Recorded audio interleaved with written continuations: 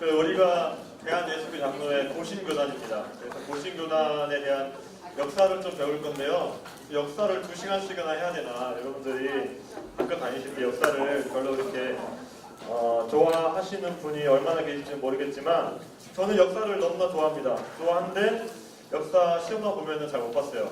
그래가지고 만약에 제가 시험을 잘 봤다면 역사 쪽으로 아마 공부를 했을 거예요. 했을 건데 저도 역사를 2시간 정도 듣는다고 하면은 좀 힘들 것 같습니다. 그래가지고 2시간 정도는 안 갈 건데요. 그래도 1시간 넘게는 할 거예요. 자, 우리가 예수교 장로였는데 이런 교단 마크 보셨죠? 네. 또 이 교단 마크 보셨습니까? 네. 자, 그 다음에 우리 교회에 있는 교단 마크죠. 예수교 다 예수교 장로입니다. 저쪽에 이것은 통합식이고요. 서울에는 장신대학교, 그리고 우리 광주에는 호남신학대학교가 속해 있는 교단이고, 이쪽은 네. 왜 그럴까요? 아이고야. 자, 그 다음에 아까 오른쪽, 여러분 보시기에 오른쪽인가요? 오른쪽에 있는 거는 합동교단입니다. 청신대학교 교단이고, 합동교단도 통합교단하고 거의 많습니다. 이 합동통합이 장로교의 거의 한 80% 이상을 차지합니다. 우리 광주에 광주신학교가 있죠. 광신대학교가 원래는 다른 교단이었어요. 개혁측 교단이었다가 이 합동측으로 합쳐졌습니다. 합쳐져가지고 지금 합동교단에 속한 그런 교회인데요. 자, 우리는 대한예수교 장로의 고신교단입니다. 고신교단은 여기 합동이나 통합에 비하면은 아마 한 10분의 1 수준 정도 될 거예요. 그 교세 크기가. 우리는 이제 고신총회인데요. 대한예수교 장로의 고신총. 대한예수교 장로의 고신총. 자, 근데 오늘 이제 강의를 어떻게 할 거냐면은 예수교 뭡니까? 예수교는 우리가 이제 기독교라는 거예요. 천주교가 아니고 기독교라는 거, 기독교의 흐름, 어디에서부터 나왔는지, 우리 개신교죠. 개신교의 흐름을 좀 살펴보고, 그 다음에 장로교의 흐름을 좀 볼 겁니다. 우리 장로교 외에도 여러 가지 종교가 있어요. 여러 가지 교파가 있어요. 침례교도 있고, 성결교도 있고, 순복음도 있고, 여러 가지가 있지만은, 이 장로교는 신학적으로는 그 칼빈의 사상을 따릅니다. 신학적으로. 루터가 아니라 칼빈 사상을 따르고요. 그 다음에 교회 정치적으로는 그 장로의 정치를 합니다. 장로의 정치라는 건 노예가 각 노예에 속한 교회를 좀 관할하는 그런 시스템으로 되어 있습니다. 관회가 있고 노회가 있습니다. 청회가 있고, 그 치리회를 통해서 교회를 다스리는 게 장로교회 정치인데, 그런데 장로교회 정치 말고도 감독교회라는 게 있어요. 감독교회는 감독이라는 한 사람이 그 밑에 있는 교회나 이런 걸 주관하는 걸 감독교회라고 하는데, 이 감독교회의 가장 대표적인 교회가 로마 카톨릭이에요. 로마 카톨릭에 그 감독이 있죠. 교황이라는 감독이 있고, 또 그 밑에 주교가 있고, 이렇게 무슨 마치 계급처럼 그렇게 있습니다. 자, 그 다음에는 회중교회가 있어요. 회중교회는 뭐냐면은 각 개체 교회의 회중들이 중요한 사항들을 결정하는 거예요. 물론 우리 장로교도 공동의회에서 가장 중요한 사항들을 결정하게 하지만은 대부분은 우리 공동의회에서 선택된 장로님들이 단회에서 또 중요한 결정들을 많이 하지요. 그럼에도 불구하고 장로교도 최종의 가장 그 권한 결정은 공동의회에서 중요한 결정을 다 합니다. 공동의회에서 그 직분자를 획득한다든지, 아니면 예결산을 한다든지, 아니면 여러 가지 중요한 건 다 공동회에서 하거든요. 자, 그런데 회중교회는 그 모든 걸 다 우리 흔히 말하는 우리 공동회에서 하는 교회입니다. 그리고 회중교회는 각 개체 교회 하나가 독립적으로 있기 때문에 이게 장점도 있고 단점도 있어요. 그러니까 회중교회를 직접 민주주의라고도 할 수 있는데, 장점은 뭐냐? 모든 성도들의 의견이 반영될 수 있다는 거고. 근데 그 단점은 뭡니까? 단점은 이 교회가 잘못된 길로 가면은 이 교회를 바로 잡아줄 어떤 그런 다른 조직이 없어요. 근데 우리 장로교는 우리 교회가 잘못된 길로 가고 있다. 그러면 노회에서 바로 조사를 나옵니다. 조사를 나와가지고 바로 잡아요. 근데 그 회중교회는 그런 게 없어요. 독립교회다 보니까. 물론 이 회중교회의 장점은 많이 있기도 하겠지만, 이 회중교회 대표적인 교단이 침례교가 회중교회예요. 그러니까 침례교회 우리나라 장로들 있지만, 사실 장로들이 우리 장로교 같이 어떤 교회의 어떤 그런 치료회를 구성한다거나 그렇지 않습니다. 자, 우리는 장로교고요. 자, 그 다음에 장로교 중에서도 대한민국에 있는, 한국에 있는 장로교예요. 장로교가 영국에 있는 스코틀랜드부터 시작을 해가지고 미국에도 장로교가 있고 호주에도 장로교가 있고 캐나다에도 장로교가 있고 여러 세 개의 장로교가 있는데 그 중에서 우리는 우리나라 장로교에 속해 있습니다. 외국 장로교에 속해 있는 게 아니고 그리고 고신교단, 장로교, 대한예수교 장로회에 그 이름을 단 교단이 300개 정도가 있다고 그래요. 300개. 정확하게 파악이 안 돼요. 너무나 계속 늘어나고 있기 때문에. 어떤 사람은 한 350개다 그러고 제가 본 통계는 250개다 그러고 한 300여 개가 대한예수교 장로회라는 간판을 달고 있습니다. 대한예수교 장로회라는. 엄청나게 많은 거죠. 그러니까 장로교 중에 딱 2개 빼고 다 이거래요. 하나는 기독교 장로회, 그리고 나머지 하나는 뭐 제가 잘 모르겠어요. 너무 어려워가지고. 그 2개 빼놓고 다 예수교 장로회 간판을 달고 있는데 그 수많은 300여 개의 예수교 장로회 중에서 우리 교회는 고신교단에 속한 교회다. 고신교단에 속한 교회. 우리가 다니면서 아이고 뭐 제가 교회 다녀보니까 통합이나 뭐 합동이나 더 잘할 바 없던데요. 저도 이제 고신교단 사람 아니에요. 제가 되게 아이러니한 게 뭐냐면은 저 말고 다른 목사님들은 다 고신교회 출신들이에요. 전부 다. 저는 고신교회 출신이 아닙니다. 저는 고신교회 다닌 지 한 15년? 제가 고신교회 다니다가 목사로 부름받아가지고 고신교단 목사가 된 거지 저의 원래는 그게 아니에요. 다른 분들은 다 고신교회 출신이고 전부 다 SFC 했고 막 그랬는데 그걸 아닌 제가 이걸 강의하고 있다는 게 참 아이러니하죠. 다양한 교단을 다녔어요. 저 어렸을 때는 뭐 예수교 장로에 다녔다가 성결교회에서 한 6년 다니고 이사해가지고 순복음 쪽으로 다녔다가 기독교 장로에 한 10년 다니고 통합축도 다니고 학교축도 다니고 그 성공회도 다니고 교회를 막 서울에 혼자 있다 보니까 많이 옮겨 다녔어요. 옮겨 다녔는데 마지막으로 정착하는 곳이 어디다? 고신교단이다. 그래가지고 고신교단에 마지막에 정착해가지고 그때 목사로 부름받아서 신대원을 가게 된 겁니다. 고신교단에 속해 있습니다. 색깔이 좀 변했네요. 자, 그래서 우리가 먼저는 아까 얘기했죠. 예수교에 대해서 우리 개신교가 어떻게 형성됐는가에 대해서 그 다음에 장로교가 어떻게 형성되었는가 그리고 이 장로교가 한국에 들어온 한국 장로교가 어떻게 형성되었는가 그리고 한국 장로교 중에서 고신교단이 어떻게 형성되었는가 그거를 쭉 살펴볼 겁니다. 자, 종교개혁에서 구한말까지 이제 루터 종교개혁을 이렇게 생각하면 루터죠. 작년이 종교개혁 500주년이었는데 1517년 10월 31일 날 모든 성인의 날 전날이죠. 전날 31일 날 이 루터라는 사람이 비텐베르크에 있는 성교회 이 성이라는 비텐베르크 성에서 주관하는 교회라는 말이에요. 그 세인트란 말이 아니고 그 성교회 문에 95개조의 반박문을 걸죠. 반박문을 걸고 그 교리학당 들으신 분들은 뭐 다 아시겠지만 반박문을 걸 때 마치 그 대학교의 대자보를 걸듯이 걸었습니다. 왜냐하면 이 95개조 반박문이 라틴어로 되어 있었는데요. 그 당시에 라틴어를 읽을 줄 아는 사람이 1%도 안 됐습니다. 그러니까 루터는 비텐베르크 대학의 그 지식인들 그리고 그 비텐베르크 성의 지식인들하고 과연 이 명벌부 판매하는 것이 성경적으로 옳으냐 옳으지 않냐를 한번 우리가 논쟁을 한번 해보자. 논의를 한번 해보자. 그런 마음으로 1517년 10월 31일 날 비텐베르크 성 교회의 문에 반박문을 붙였는데 그게 금속 활자 인쇄술 그때 나왔거든요. 그 인쇄술 글을 기점으로 해가지고 전 독일에 퍼져나갑니다. 전 독일에 퍼져나가가지고 루터가 갑자기 하루아침에 독일의 스타가 되는 거예요. 독일의 스타. 근데 여기 이제 종교개혁이 일어날 때 여러 가지 측면이 있어요. 뭐 로마 가톨릭이 엄청나게 타락한 것도 있지만은 그러나 독일에서 독일 민족주의가 또 발흥하는 시기였습니다. 그래가지고 이 독일이 황제가 있는데 그 황제가 독일인 황제가 아니고 스페인 황제를 겸하고 있는 카를 5세가 물론 독일 사람들이 뽑긴 뽑아요. 뽑긴 뽑았지만 카를 5세의 황제의 그 다스림 하에 있었고 이 독일이 통일되지 못한 채로 남아있었는데 독일에 항상 그런 열망이 있어요. 우리도 조금 통일돼가지고 우리 민족 국가로서 좀 한번 나가야 되겠다 그런 열망이 있는데 마침 그런 열망들과 잘 맞아 떨어졌습니다. 그래가지고 로마 가톨릭으로부터 좀 독립을 하고 싶은 그런 마음들이 원래 있었는데 이제 그거가 좀 어느 하나의 또 요인이 된 거죠. 요인이 되어가지고 이 그 종교 개혁이 마틴 루터에 의해서 일어나게 됩니다.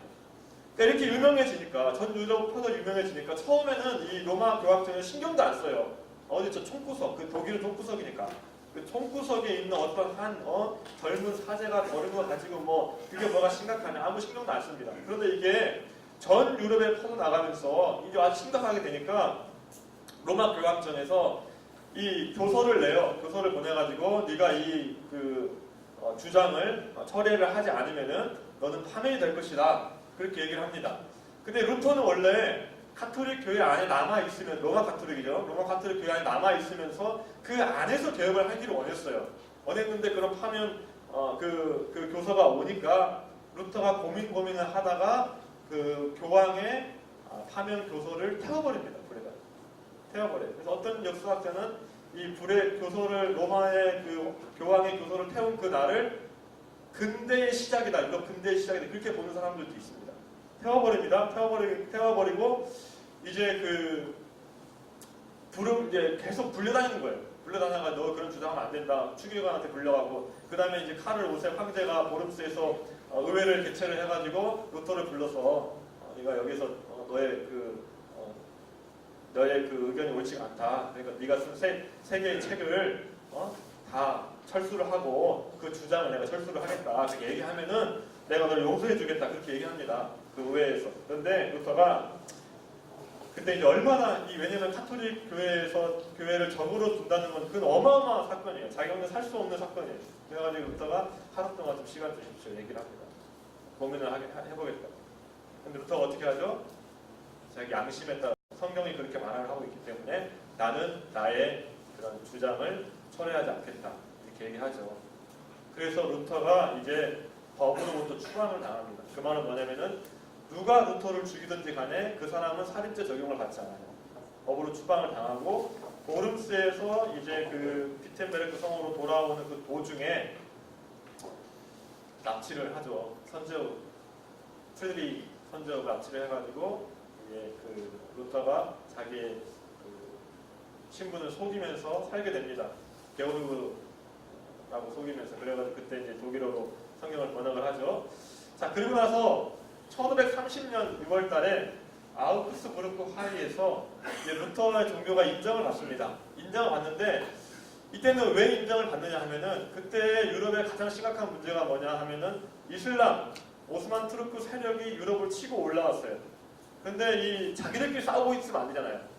자기들끼리 싸우고 있으면 안 되니까 로마 교황청에서 루터 너네 종교도 우리가 인정을 해주겠다. 그러니까 같이 힘을 합쳐가지고 이슬람을 막아내자 해가지고 인정을 해줘요. 잠시 동안 해주지만은 그게 자기 뜻대로 안 되고 또 이슬람이 그렇게 좀 위협적으로 다가오지 않아가지고 다시 취소를 시킵니다. 취소를 시켜요. 시켜가지고 나중에 루터가 죽고 나서 9년이 지난 다음에 1555년 9월에 다시 한번 아우구스부르크에서 의회가 열려가지고 루터 그 교가 공식적으로 인정을 받습니다. 그런데 루터교 외에 또 종교개혁 운동한 사람이 있거든요. 쯔빙글이라든지 칼빈이라든지 아니면 불링거라든지 또 이런 사람 많이 있었는데 그런 종교들은 제외하고 루터교회만 인정을 해줍니다. 그래서 루터 외에 종교개혁을 한 교파가 몇 가지 있는데 하나는 제세르파라고 부르는 급진적인 종교 교파가 있고요. 그다음에 칼빈이라든지 치빙글이라든지 이런 사람, 주로 스위스에서 일어난 리브노 있죠. 스위스에서 일어난 그런 개신교 종파에 대해서 개혁교회라고 부르게 됐어요. 개혁교회. 그러니까 개혁교회는 루터교 이외에 제세르파는 논외로 하고요. 루터교 이외에 종교 개혁을 했던 그런 사람들을 개혁교회라고 부르게 됐습니다. 자, 그 개혁교회를 이제 그 종교개혁 한 사람 중에서 또 유명한 사람이 누굽니까? 칼빈이죠, 칼빈. 칼빈은 프랑스 사람입니다. 프랑스 사람인데 우연하게 자기 대학의 어떤 그 연설문을 써주다가 그 연설문이 이제 그 개신교 입장을 주장하는 거여가지고 칼빈이 갑자기 지명수배가 돼요. 프랑스에서 가톨릭에서. 그래가지고 이제 칼빈이 그 전향을 하게 되는데. 이 칼빈이 1536년 3월달에 기독교 강연 초판을 발간을 합니다. 그때가 26살입니다. 26살.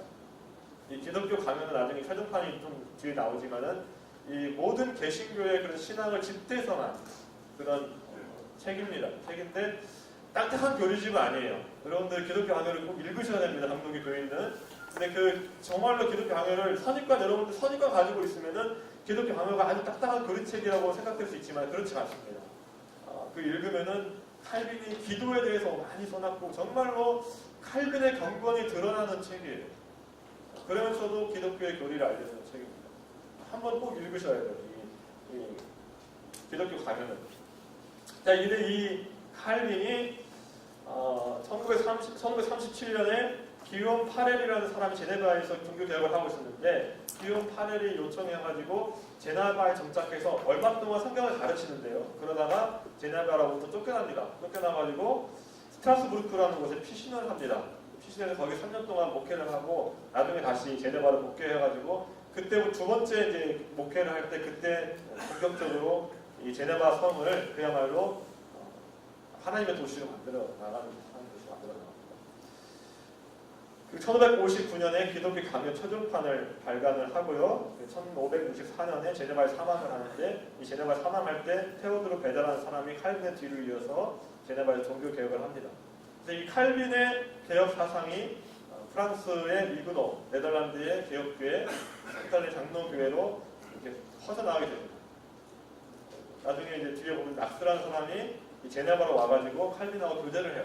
칼빈한테 배우거든요. 배워가지고 칼빈 해상을 가지고 스코틀랜드로 가서 장로교를 만드는 겁니다. 자, 낙스 보세요, 낙스.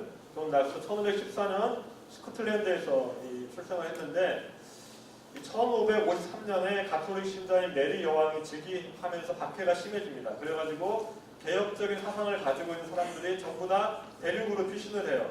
근데 주로 이 스위스로 갑니다. 그래가지고 존 낙스가 스위스로 피신을 해서 그때 칼빈하고 베자하고 또 블링거하고 여러 종교 개혁자들하고 교제를 하면서 종교개혁 사상을 무장을 하게 됩니다. 무장을 하고 1560년에 이제 돌아와가지고 이 스코틀랜드에 장로교를 세우게 돼요. 물론 그 이후에도 장로교가 막 이렇게 또 핍박을 받았다가 또 다시 세워졌다가 그런 일들이 여러 번 일어나지만은 그래도 처음 이렇게 그 스코틀랜드의 장로교를 세운 사람은 존 낙스입니다. 낙스고 1572년에 에딘버러에서 사망을 하게 되죠. 우리의 장로교의 기원은 어디입니까? 이제 1차적으로 스코틀랜드입니다. 스코틀랜드. 더 타고 들어가면 칼빈까지 가는 거죠. 물론 칼빈 자체가 새로운 걸 시작한 게 아니고 칼빈도 초대 교부들에 져서 아우구스티누스의 저서라든지 그 초대 교부들 졌어. 그래서 성경으로 돌아간 사람이죠. 우리 장로교는 성경에 기반을 두고 있다. 궁극적으로 가장 중요합니다. 종교 개혁자들의 그런 스위스 제네바의 기욤 파레, 존 칼빈, 테오드르 베자, 존 녹스 이 기욤 파렐이 칼빈을 부르게 제네바로 칼빈 죽은 다음에 테오드르 베자가 그 뒤로 있고요. 존 녹스는 이 칼빈하고 베자와 교제하면서 이제 스코틀랜드 돌아가고요. 자, 종교계 연표를 보시면은 마틴 루터하고 쭈링글리하고 조금 앞선 시대에 좀 살았고요. 그 다음에 존 칼빈이 조금 뒤에. 그래서 존 칼빈은 뭐 이렇게 처음 시작한 아주 선구자라기보다는 첫 시대의 어떤 그 개혁 사상을 집대성하고 정리한 사람으로 보시는 게 좋습니다. 녹스는 칼빈하고 거의 좀 같은 동시대 사람이죠. 보시면 이제 아실 수 있을 것 같아요. 자, 그 다음에 제네바의 칼빈의 사상이 프랑스로 미그노, 스코틀랜드 장로파, 선교도, 영국 잉글랜드 선교도에 영향을 주고 이 고이스에 있는 네덜란드의 개혁적인 나라입니다. 자, 그 다음에 이제 개신교 선교자, 우리나라 종교가 우리나라 이제 개신교가 전파가 됐는데 이전에는 아마 토마스 선교사를 첫 선교사로 많이 봤는데요. 요즘에는 조금 더 많이 이렇게 역사가 연구가 되면서 칠라프 선교사를 한국에 와서 사역한 첫 선교사로 봅니다. 물론 귀출라프나 토마스는 정착해서 선교를 한 건 아니에요. 우리가 첫 번째 선교사를 언더우드 아펜젤러 보는데 언더우드 아펜젤러는 한국에 와서 정착해서 선교했는데요. 물론 목회자 선교사로 정착해 선교를 한 거고 실제로 제일 먼저 정착해서 들어온 사람은 알렌입니다. 알렌. 근데 알렌을 선교사로 볼 수 있느냐 없느냐는 여러 가지 좀 이렇게 논쟁의 여지가 있습니다. 왜냐면 알렌은 조금 있다가 나중에 그 봉사관 직원으로 가버리거든요.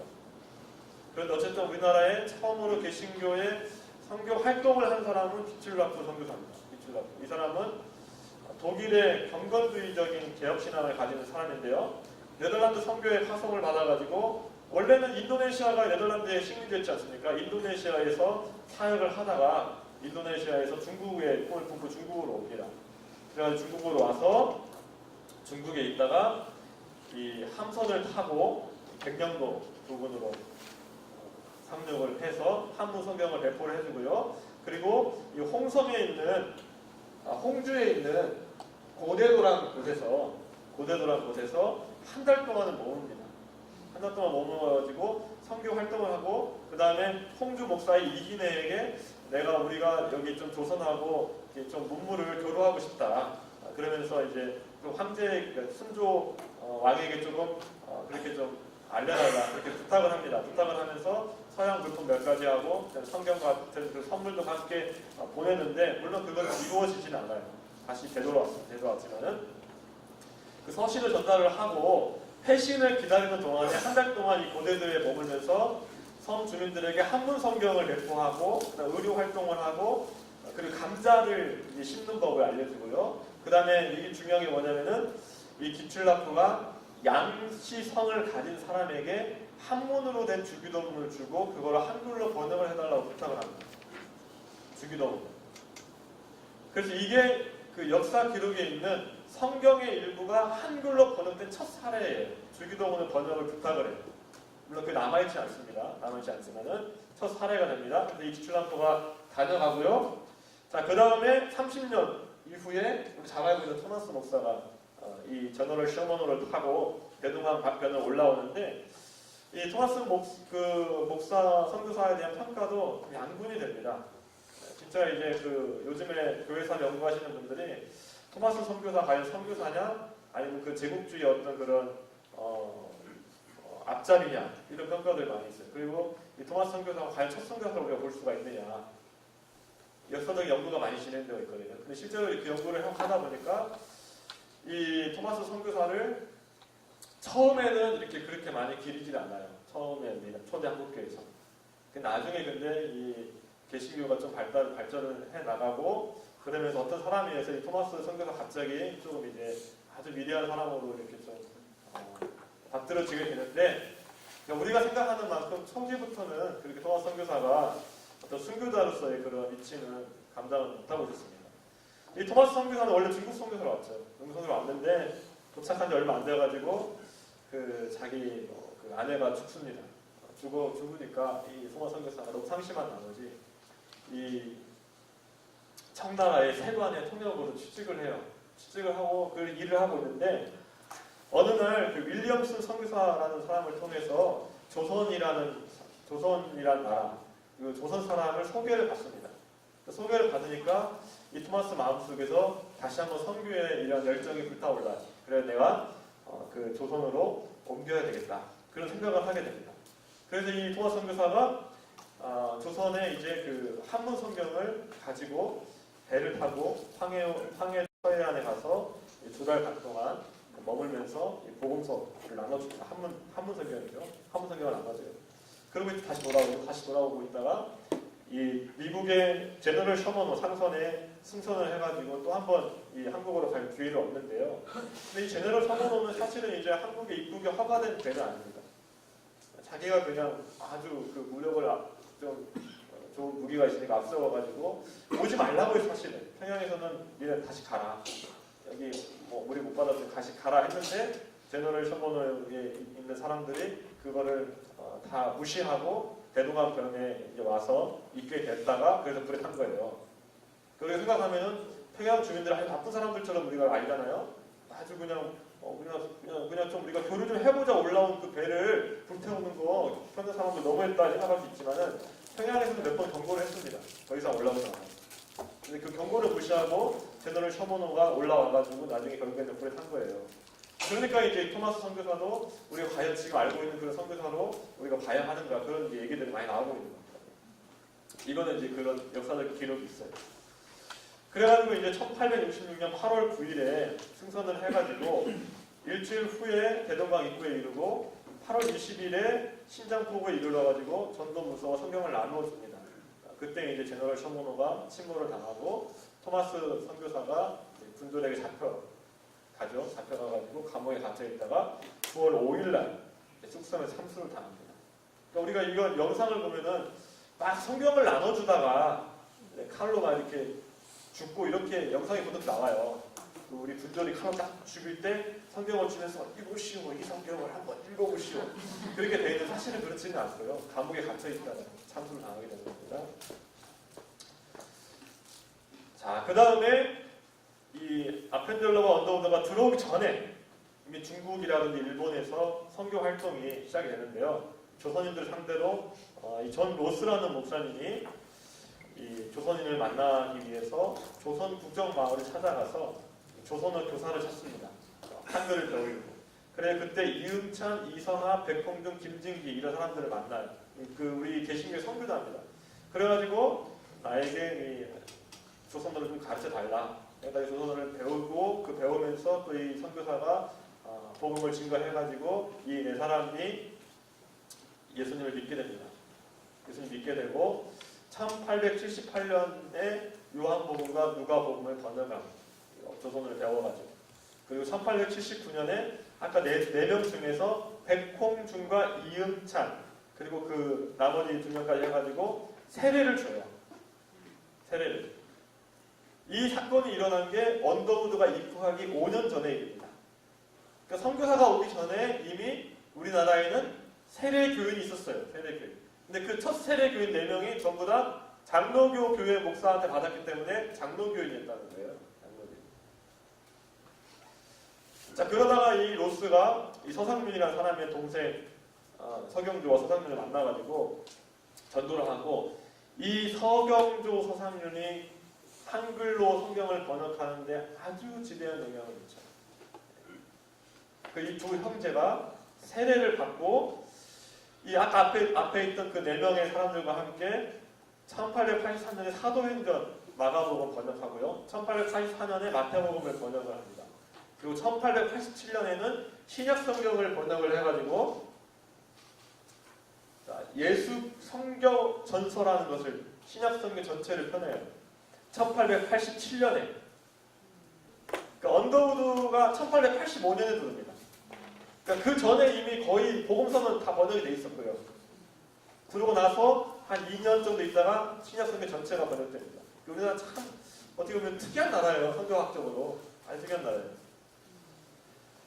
자, 그리고 이 서상윤, 서경조 형제가 자기 이제 황해도 솔레로 와가지고 거기서 또 복음을 증거를 합니다. 이 서경조, 서상윤이 또 이제 권서인이라고 이제 성경을 짊어지고 이제 원래 들어와가지고 성경을 나눠주거든요. 그런 일을 하는데 솔레로 내려와가지고 복음을 전하고 1886년에 초가집 예배초소를 마련해가지고 매 주일 예배를 드리게 되는데 그 교회가 한국 최초의 솔레교회입니다. 솔레교회. 아, 소래교회. 한문으로 소래교회. 네. 소래교회고요. 이게 나중에 이렇게 증축이 돼요. 기와집으로. 근데 이 증축 때 이 기와집이 모형이 양지에 가는 총신대학교 대학원 캠퍼스 이 모형이 있습니다. 근데 물론 약간 잘못된 건 있지만 모형이 있습니다. 소래교회가 최초로 세워지게 됩니다. 나중에 이제 언더우드 목사가 와가지고 이 소래교회에 있는 교인들에게 세례를 줘요. 자, 그리고 중국에서만 성경 번역이 있었느냐? 그게 아니고요. 일본에서도 성경 번역이 진행이 됩니다. 따로 일본인 선교사들을 통해 가지고. 자, 개혁파 학자 이수정이라는 사람이 박영효의 비공식 수행원으로 일본에 와가지고 한문 성경을 봤습니다. 한문 성경 받아서 읽는 중에 예수님을 믿게 돼가지고 1883년 4월 29일에 동경 개혁주의 장로교 교회에서 세례를 받습니다. 자, 이 조선인이 세례를 받으니까 일본에 있던 미국 성서공회 루미스라는 선교사가 이 이수정을 찾아가가지고 복음서를 조선어로 좀 번역을 하면 어떻겠느냐 이렇게 제안을 하게 되고요. 이 이수정이 그 제안을 수락해가지고 1883년 6월부터 조선어 번역에 착수해서 1884년 4월에 마가복음을 완역을 합니다. 마가복음. 1884년 4월에. 자, 그리고 1885년 2월에 이 마가복음이 6,000부가 발간이 돼요. 일본에서. 발간이 되고 이 성경을 언더우드 아펜젤러가 일본에서 한 권씩 구해가지고 나중에 조선에 들어올 때 이 성경책 가지고 들어와요. 첫 번째 선교사들. 자, 근데 이수정이 또 중요한 게 뭐냐면 이수정이라는 사람이 일본에 거주하고 있는 선교사들에게 왜 일본에만 선교사를 보내느냐? 우리 조선에 선교사가 필요하다. 요청을 합니다. 요청을 해가지고 이 이수정의 호소로 말미암아서 미 장로교 선교회가 1844년 초에 조선에 선교사를 보내기를 결정을 해요. 결정을 해가지고 두 사람을 선교사로 임명을 합니다. 한 명은 언더우드고요. 한 명은 헤론이라는 사람. 그러니까 첫 번째로 임명된 선교사는 언더우드와 헤론입니다. 둘이 임명이 됩니다. 그래가지고 이 언더우드보다 헤론이 조금 더 먼저 들어와요. 물론 알렌이 먼저 들어오긴 하지만 알렌은 중국에서 들어온 거고. 네, 이거는 이수정이 번역한 마가복음 신약성서입니다. 네, 이제 한국 장로교 형성을 보겠습니다. 자, 이 북장로교 선교부가 1844년 초에 한국에 선교사를 보내기를 결의를 하고 두 명을 임명을 하죠. 헤론하고 그 언더우드를 임명을 합니다. 그래가지고 이제 파송을 하게 되는데, 그런데 한국 땅에 처음으로 들어온 선교사는 알렌이라는 사람이에요. 이 알렌이 조금 늦게 우리 선교사로 임명을 받았지만은 이 사람은 이 중국에서 있었기 때문에 중국에서 더 빨리 들어옵니다. 더 빨리 들어와가지고 1884년 6월에 한국에서 세관 업무를 하고 있는 하스에게 물어봐요. 혹시 한국에 주재하고 있는 그 외국인 외교관들을 위해서 의사가 필요하지 않느냐, 이렇게 물어봅니다. 물어보니까 긍정적인 답변을 얻어가지고 1884년 9월 20일에 제물포항에 들어오고요. 22일에 서울에 입성을 하게 됩니다. 자, 근데 이 알렌이 유명해진 게 있죠. 언제 유명해져요? 갑신정변 때. 1884년 갑신정변 때 중상을 입은 명성황후의 사촌 민영입을 치료해 줍니다. 그래가지고 고종 황제의 아주 그 좋은 마음을 얻어가지고 조선의 어의로 임명을 받고요. 85년 2월에는 병원 설립 허가를 받고 그 다음에 광해원이라는 그런 이름을 하사를 해줍니다. 그래서 홍영식의 집에서 병원을 개원을 하고요. 그리고 조금 지나가는 이 광해원이 제중원이라는 이름으로 명칭이 바뀝니다. 그리고 그해 6월달에 헤론이 들어와서 서로 이제 협력해가지고 사역을 하게 되는데, 물론 헤론하고 알렌은 사역이 좋지는 않았어요. 안 나가지 알렌이 나중에 나가버리죠. 처음 들어왔던 선교사들, 목회 선교사는 언더우드와 아펜젤러 들어옵니다. 이 언더우드가 1885년에 2월달에 일본에 도착을 합니다. 그래서 거기에서 이제 감리교 선교사인 아펜젤러를 만나가지고 아펜젤러와 함께 2달 동안 한국어를 배워요. 일본에서 한국어를 배우고 난 다음에 함께 배를 타고 부활주일인 1885년 4월 5일에 인천 제물포항에 도착을 합니다. 자, 그런데 이때가 갑신정변 바로 직후기 때문에 미국의 공사가 이제 얘기를 하는 거예요. 지금 한성의 분위기가 좋지 않으니까 들어가면 안 된다, 이렇게 얘기를 합니다. 그런데 언더우드는 미혼이었어요. 미혼이니까 자기는 뭐 두려울 게 없으니까 언더우드는 돌아가지 않고 서울로 가고요. 아펜젤러는 결혼했기 때문에 아펜젤러 부부는 다시 배를 타고 일본으로 돌아갑니다. 그러니까 서울에 처음 들어온 목회 선교사는 언더우드예요. 그리고 아펜젤러보다 서울에 먼저 들어온 사람은 스크랜튼이라는 사람이 있습니다. 스크랜튼 그 선교사가 있고 그 어머니도 같이 오는데 그 스크랜튼 선교사의 어머니 스크랜튼 여자가 이화 여대를 창립을 하죠. 이화 학당을. 자, 그래가지고 이제 언더우드가 들어오고요. 언더우드가 들어와서 이제 서울에서 선교 사역을 시작하게 되고, 그 다음에 뒤로 이어가지고 여러 사람이 들어오는데 사무엘 모페 선교사 1890년에 들어오고요. 그 다음에 뭐 아담스라든지 이런 스왈론이나 이런 사람들이 들어옵니다. 이 사람들, 이 언더우드는 북장로교 선교사예요. 북장로교 선교사. 미국의 장로교가 북장로교가 있고 남장로교가 있습니다. 왜 나눠졌겠어요? 노예 문제 때문에 나오죠. 신학적인 노예 문제 때문에. 신학적인 문제 때문에. 자, 그 다음에 호주 장로교. 호주도 장로교 1889년 10월에 데이비스 목사와 그 여동생 메리 데이비스를 보내가지고 서울에 도착을 하고요. 이 호주 장로교를 제가 왜 소개를 시켜주냐면은 이 사람들이 부산에서 선교를 하게 됩니다. 근데 이 선교를 하게 되는데 데이비스 목사는 부산으로 내려가는 도중에 천연두와 급성 폐렴에 걸려가지고 입국한 지 반년 만에 부산에 사망을 해요. 사망을. 그런데 이 사망 소식을 들은 그 호주 빅토리아 장로교회가 또 선교를 헌신이 일어납니다. 1891년에 맥케인 목사 부부가 이렇게 들어오고요. 그 다음에 새 여성 독신 선교사인 맨지스 포세트 페리 파송을 해가지고 부산 경남 지역의 선교지를 찾고 나가게 됩니다. 제가 왜 호주 선교사 장로교회 선교사를 말씀드리냐면은 우리 고신교단 중심이 부산 지역이기 때문에 부산 경남이기 때문에 호주 선교에 도움을 많이 받아요. 우리 교단이. 자, 그 다음에는 남장로교 선교사. 남장로교 선교사 1891년에 이 북장로교에 속한 언더우드 선교사가 첫 번째 안식년을 맞아가지고 미국으로 갑니다. 미국으로 가는데 그때 이제 해외 선교를 위한 신학연합회 강사로 초청을 받아요. 초청을 받아가지고 그 강사로 가면서 조선 선교를 헌신을 해야 된다. 이렇게 호소를 합니다. 그때 남장로교 소속 신학생들이 많이 헌신을 합니다. 루이스 테이트라든지 윌리엄 정킨이라든지 윌리엄 레이놀드 이런 선교사들이 자원을 해가지고 1892년 초에 한국 선교사로 결정되어서 여자 메이티 테이트, 린니 데이비스와 함께 1890년 11월 3일에 제물포에 도착을 하고요. 남장로교 선교사 왜 말씀드리냐면은 이 선교사들이 호남 지역을 담당을 하게 돼요. 남장로교 선교사들. 이 남장로교 선교사들이 호남에 있는 수피아 여고라든지 또 전주에 있는 신흥 기전학교라든지 아니면 여기 기독병원, 예수병원 다 세웁니다. 남장로교 선교사들. 그러니까 우리는 남장로교 이쪽 지역은 남장로교 선교사들에게 많이 이제 그 영향을 받은 거죠. 선교를 더 받은 거죠.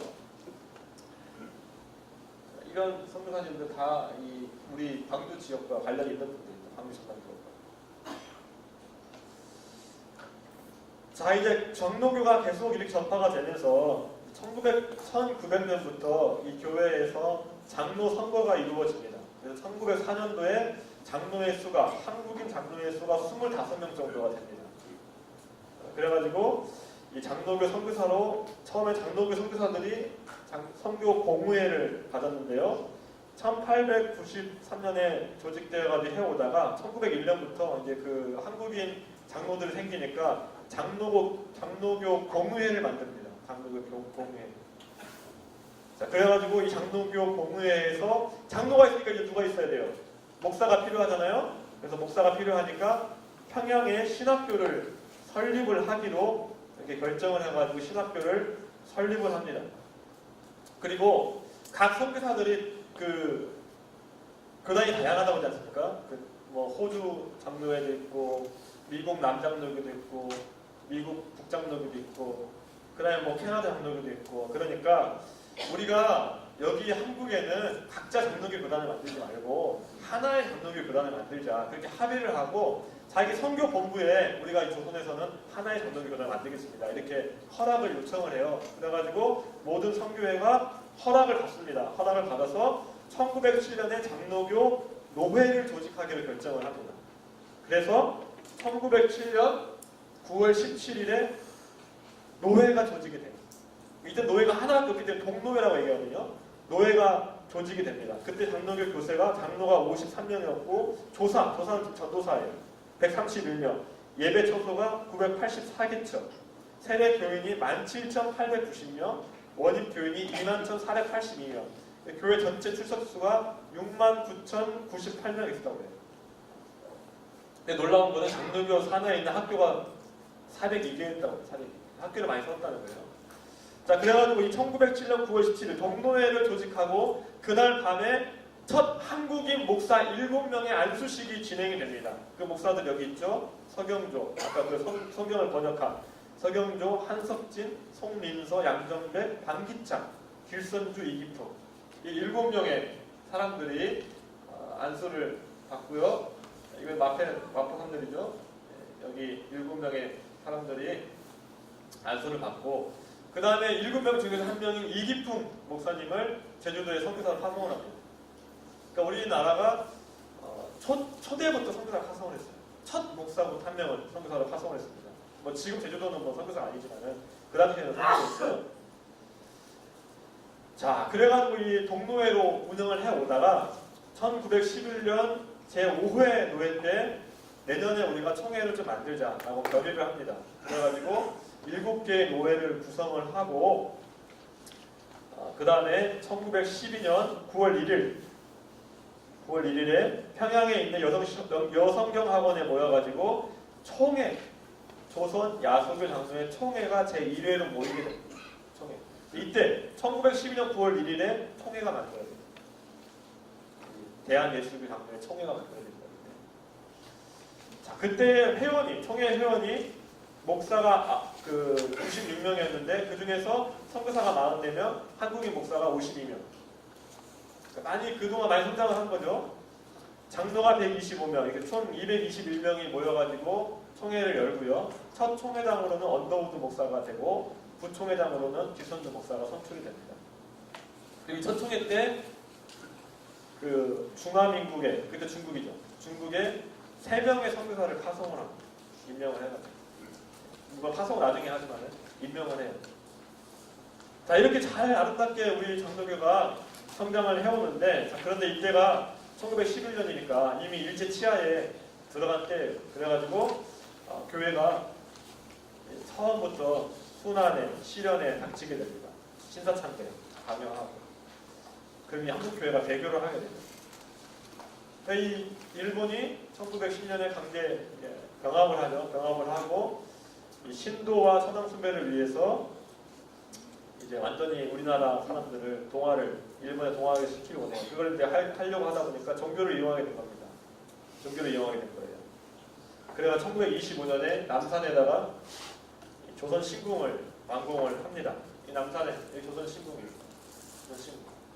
해요. 근데 이때까지만 하더라도 그렇게 뭐 신사참배에 대해서 엄청나게 뭐 좀 막 강요하지 않았어요. 강요하지 않았지만은 1931년에 이 일본이 만주를 침략하면서 또 1937년에 중일전쟁이 일어나면서 이제 모든 사람들을 조금 하나로 이제 외적과 싸워야 되니까 내부 결속을 이어가지고 이 신사참배를 강요를 하기 시작해요. 전쟁을 치르면서 1931년, 37년에. 그러면서 이제 유혹을 하는 겁니다. 이 신사참배 하는 것은 종교 의식이 아니라 그냥 국민 의례일 뿐이다. 우리가 마치 국회의원 경례하듯이 국민 의례일 뿐이니까 그냥 조상들의 경의를 표하는 거니까 다 참여를 하라 그렇게 얘기를 해요. 일본에서. 자, 그런데 선교사들이 이제 그 신사참배를 강요를 하니까 선교사들이 모여가지고 이거는 종교적인 행위다. 그래서 1935년에 이제 우리가 학교를 계속 운영을 해야 되냐 말아야 되냐 그것을 회의를 하기 시작해요. 그런데 이 회의를 하다가 신사참배를 하지 않으면 학교 운영이 어렵다는 결론을 내리게 됩니다. 결론을 내리게 돼가지고 1937년부터 1938년까지 학교들을 하나씩 폐쇄를 하기 시작해요. 여기 마찬가지로 우리 여기 광주도 숭일고등학교 있지 않습니까? 숭일남중 1937년 8월 10일에 폐교를 합니다. 스피어여중 9월 6일에 폐교를 합니다. 목포의 영흥중학교, 정명여중, 뭐 전주에 있는 뭐 신흥기준학교도 다 1937년에 그냥 문 닫아요. 우리 신학생활 할 수 없다. 자진 폐교한 데도 있고요. 그다음에 강제적으로 폐교된 데도 있고요. 뭐 부산 병원도 마찬가지예요. 호주 선교부도 다 학교를 폐교를 합니다. 신학참배를 하지 않고. 자, 그런데 언더우드의 아들인 목사가 있어요. 언더우드라는 그 선교사가 있는데 이 언더우드 선교사는 신사참배에 대해서 되게 호의적으로 얘기를 합니다. 연세대학교 이런 데는 폐쇄는 되지 않아요. 자, 그렇게 이제 신사참배를 강요를 하니까 1930년대 말 때부터 신사참배를 이제 교회들이 하기 시작해요. 근데 그 전에 신사참배가 처음으로 공적으로 다뤄지는 것이 1915년대 사회총회 때 처음으로 다뤄지다가 1932년에 총회에서 신사참배를 할 수 없다고 결의를 합니다. 총회적으로. 그리고 매년 총회 때마다 신사참배에 대해서 이렇게 그 문제로 안건으로 다루지만은 신사참배를 할 수 없다고 결의를 합니다. 그런데 장로교 외에 로마 카톨릭은 1925년에 신사참배를 합니다. 1925년에. 1936년에 교황청이 발표를 합니다. 어떻게 발표하냐?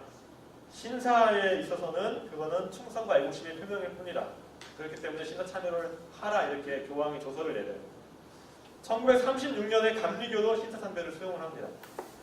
자, 그러다가 장로교는 1938년에, 그래도 좀 늦게 했어요. 38년에 평국노회에서 노회적으로 최초로 신사참배를, 그냥 국가의식이기 때문에 신사참배를 하기로 가결을 합니다.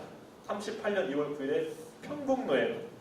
그 다음에 6월 3일에 전남노회가 가결을 하고 8월에 평안노회, 노회별로 계속 그걸 가결을 해요. 그래서 그 당시 전국에 23개 노회가 있었는데 23개 노회 중에서 17개 노회가 신사참배하기로 가결을 합니다. 자, 그래가지고 일본이 이제 이게 좀 분위기가 되니까 총회에다가 압력을 넣어가지고 총회를 조정하기 시작해요. 자, 그래서 총대들에게 미리 이 공지를 해가지고 총회에 참여할 때 3가지 중에서 하나를 택하라. 한 가지 뭐냐면은 신사참배가 죄가 아니라는 것을 투표를 하든지, 아니면은 신사참배 문제에 대해 침묵을 하든지, 아니면은 총회에 오지 말든지 3가지 중에 하나를 택하라라고 그게 공지를 하고요. 근데 반대할 가능성이 있는 뭐 주기철 목사님이라든지 이런 목사님들은 다 구속을 해버립니다. 총회가 열리기 전에. 그래가지고 1938년 9월 9일에 27회 총회가 모이게 됩니다. 모이게 되는데 그때 97명의 일본 경찰들이 감시하에서 모이게 되고요. 다음날 9월 10일, 1938년 9월 10일 오전 10시 50분에 신사참배 결의와 성명서 발표를 제안하는 제안이 나오고요. 초회장이 제안에 찬성하는 사람들에게 발언권을 주고 반대하는 사람에게 발언권을 주지 않아요. 그리고 가부를 묻지 않고 가하십니까? 라고만 묻고 통과를 시켜버려요. 근데 그때에도 총대 중에서 10명만 예라고 대답을 했다고 해요. 그러니까 이제 선교사들, 한부선 선교사라든 이런 선교사들이 이거는 불법이다 항의를 했지만 그대로 통과가 됩니다. 통과가 돼가지고 이 성명서를 낭독을 합니다. 성명서.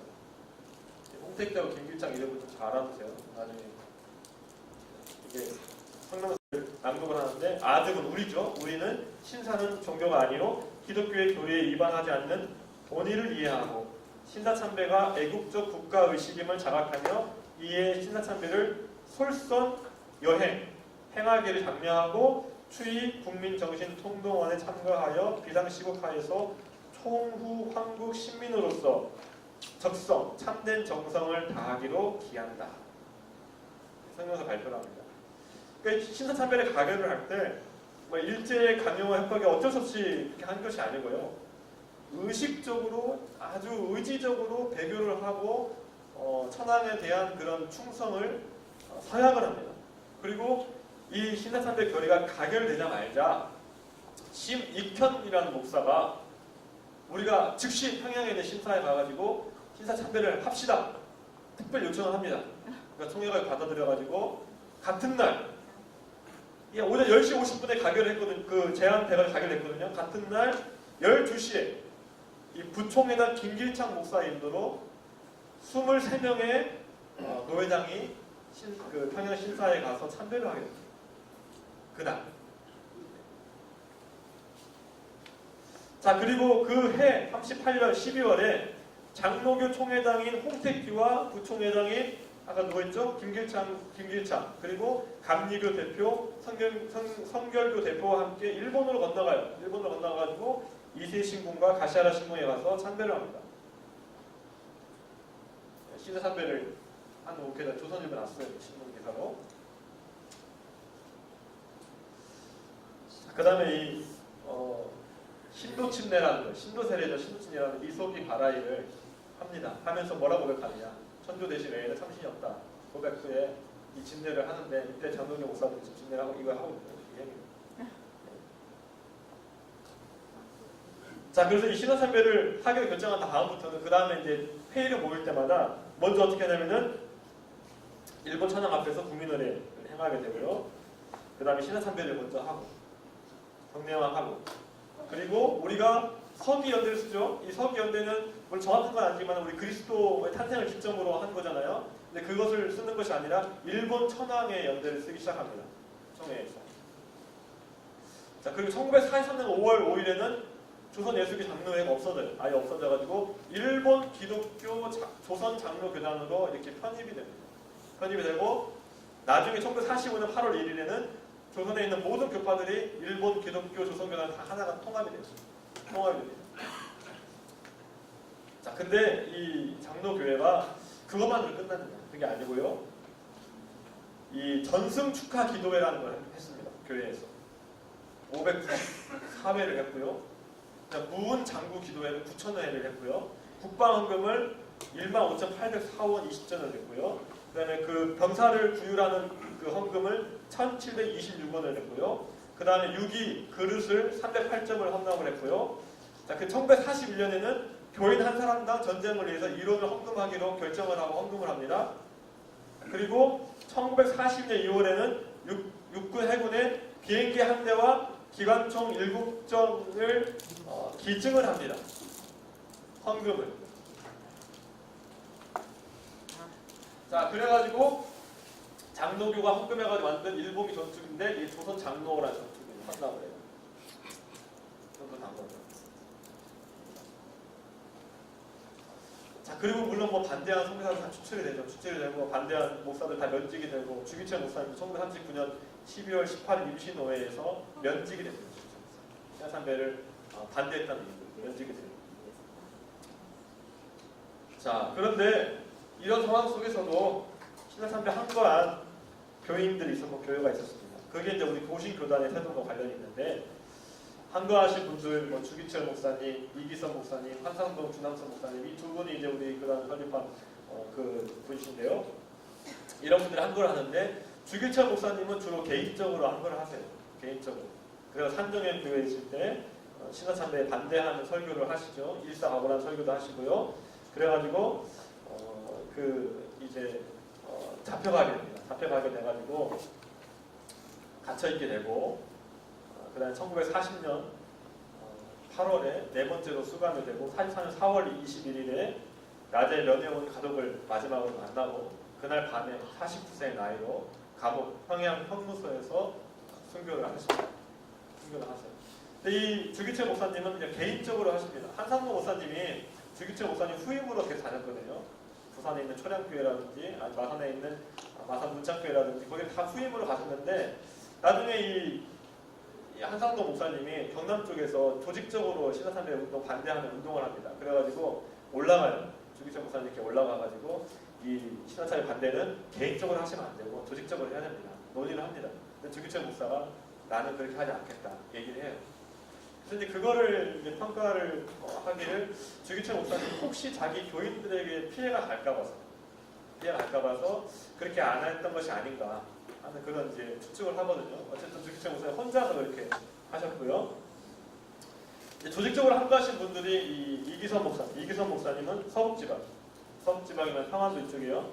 서북지방에서 이기선 목사님이 신라참배 반대를 하시고 경남 부산 지역은 한상동 목사님을 중심으로 조직적으로 이제 조직을 해가지고 신라참배 반대 운동을 하게 됩니다. 이기선 목사님은 뭐 이렇게 북쪽에 하셨고 우리가 중요한 한상동 목사님이니까 한상동 목사님이 그 경남 지역에서 신라참배 반대하는 운동을 하시고요. 그래가지고 1939년에 문창교회에서 이제 그 사임을 하게 됩니다. 하도 이렇게 반대 운동을 하니까 마산 경찰서가 장로들을 불러가지고 한상도 목사를 내보내라고 압력을 넣어요. 그러니까 한상도 목사님 이거 알고 본인이 자진해서 사임을 하고 그리고 그 이인재 전도사님과 같이 신라참배 운동을 이제 본격적으로 하기 시작하고요. 그러다가 1940년 7월 3일에 경상남도 경찰서에 구속이 돼가지고 구금이 되고 1년 후인 1940년 7월 10일에 평양 형무소로 이감이 돼가지고 1945년 8월 17일 만 5년간의 수감 생활을 마치고 추록을 하게 됩니다. 추록송도 그러잖아요. 추록하게 됩니다. 그러니까 주남선 목사님은 거창교회에서 신앙생활을 하다가 이제 반대 운동을 하게 됩니다. 한상도 목사와 같이 한상도 목사님 2년도 같이 반대 운동을 하다가 1940년 7월 16일 거창 경찰서에 구금이 되고 41년 3월 13일에 경남도 경찰부로 압송이 되어가지고 부산 경찰서 유치장에 4개월을 보내고요. 그해 7월 10일에 한상도 목사님 같이 평양으로 압송돼가지고 해방 때까지 평양 형무소에 갇혀 있게 됩니다. 자, 그러다가 이제 해방을 맞이하는 거예요. 1945년 8월 15일에 해방을 맞이하게 되는데 이분들은 그 3일 이틀 후인 8월 17일에 평양 형무소에서 풀려 나옵니다. 한 20여 명이 계셨다고 그래요. 풀려 나와가지고 주기철 목사님이 심무하는 산정연 교회 사택에서 이제 시간을 가지면서 옥고를 치르면서 약해진 건강을 회복하는 그런 시간을 갖습니다. 그래가지고 서로 모여서 어떻게 하겠어요? 기도회하고 그 다음에 우리가 한국 장로교회를 어떻게 재건할 것이냐 이것들을 많이 논의를 하고 그러면서 한 가지 합의에 이르게 되는데 그 뭐냐면은 형사참배죄를 사적으로 회개할 뿐만 아니라 공적으로 반드시 회개해야 된다. 그런 이제 합의에 이르게 돼요. 공적으로 회개를 해야지만 장로교회를 참되게 재건할 수 있다. 이렇게 합의를 합니다. 그래가지고 1945년 9월 20일에 한국 장로교회 재건을 위해 5가지 기본 원칙을 발표하는데요. 그 원칙이 5가지가 이렇습니다. 첫 번째는 교회의 지도자, 목사 혹은 장로들은 모두 심사에 참가했으므로 건징의 길을 취하여 통해 정화원의 교역에 나설 것. 자, 건징을 자체 혹은 자수의 방법으로 하되 목사는 최소 2개월간 휴직하고 통해 작업할 것. 목사와 장로의 휴직 중에는 직사날 혹은 평신도가 예배를 인도할 것. 교회 재건의 기본 원칙은 전국 각 노회 또는 지교에 전달하여 일제히 이것을 시행하게 할 것.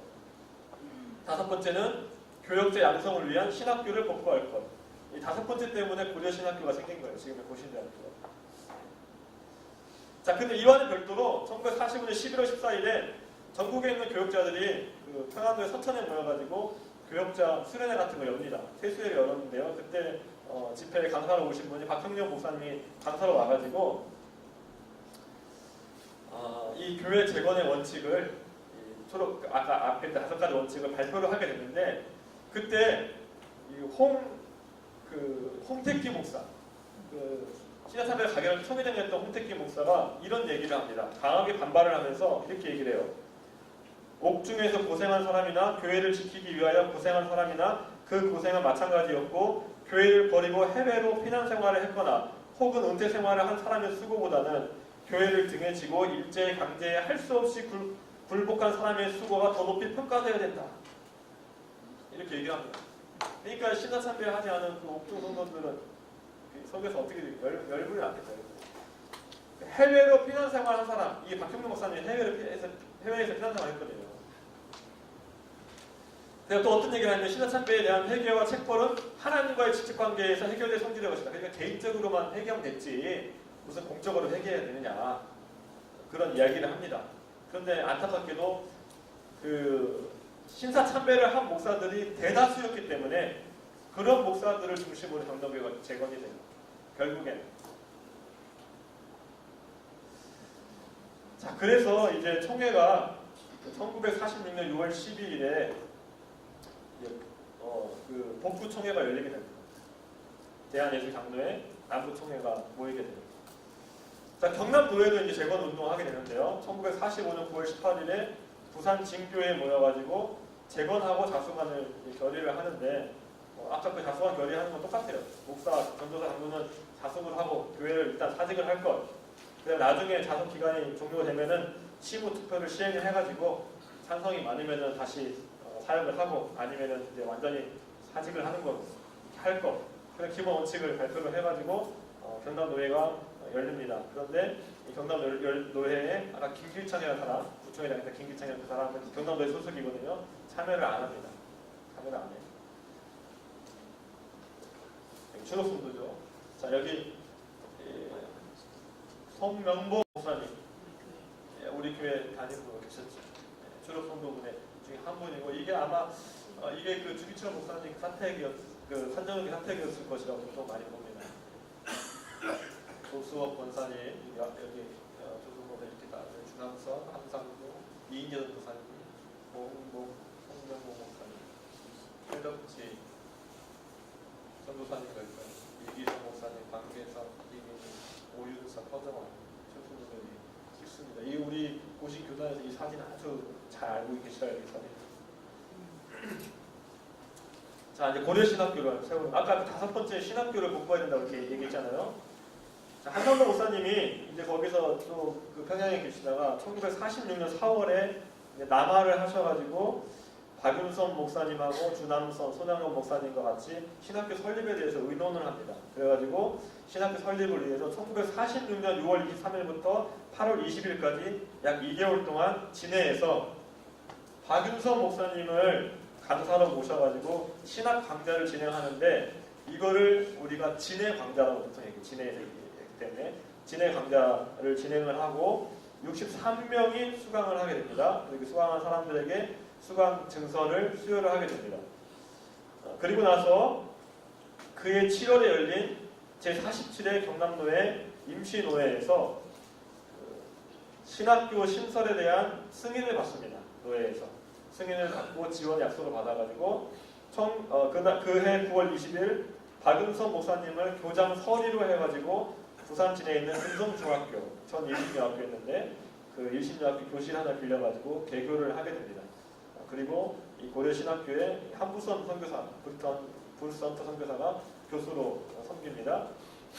그러다가 1947년 그 다음에죠. 3월 5일 날 초량교회 별관 유치원으로 옮겨서 수업을 하다가 4월 15일에 감곡동에 있는 산업은행 직원 숙소를 받아가지고 거기에서 이제 시작을 하게 되고요.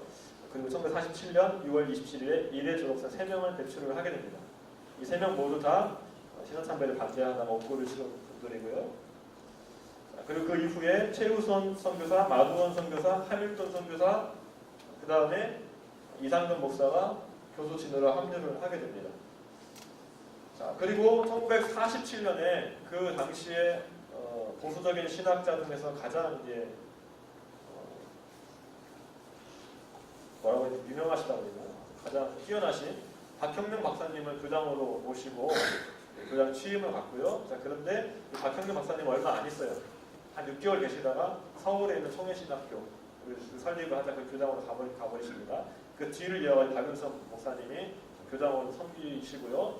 그 다음에 손양원 목사님이 총무로 봉사를 하십니다.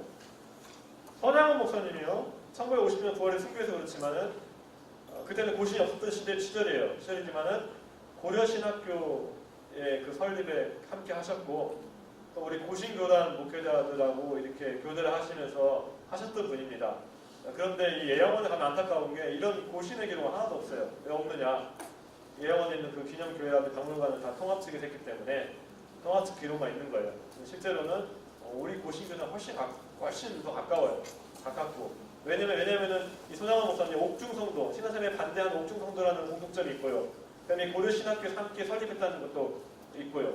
그렇기 때문에 저 그거를 볼 때마다 여기 우리 손양원 목사님 우리 고신교단에서 참 많이 활동하셨다. 그걸 꼭 기억을 하시기 바라고요. 자, 그러다가 1946년 10월 3일에 경남노회가 정기노회가 모였는데요. 그때 참 아이러니하게도 신사참배에 선봉을 섰던 김길창 목사가 노회장을 당선이 됩니다. 왜 그랬겠습니까? 다수파이기 때문에, 다수파이기 때문에. 그래가지고 그때 이제 한 노회원이 김길창 목사한테 신사참배가 죄이냐 아니냐를 묻습니다. 김길창 목사가 나는 마음에서부터가 아니라 강제에 못 이겨서 어쩔 수 없이 한 것이다 그렇게 얘기합니다. 이 사람이 근데 보면은 자기가 주도를 해가지고 다시 연습을 하잖아요. 그렇게 얘기를 해요. 그러니까 이게 어떻게 보면 이게 마지막 기회일 수도 있어요. 회개의 마지막 기회. 그렇게 얘기를 하니까 이제 한상도 목사님 그리고 신사참배를 안 했던 그런 목사님들이 우라가 터지겠죠. 그래가지고 우리가 이 경남노회가 바로 생기까지는 노회를 탈퇴를 하겠다. 그냥 탈퇴를 합니다. 퇴장을 해버립니다. 탈퇴를 해가지고.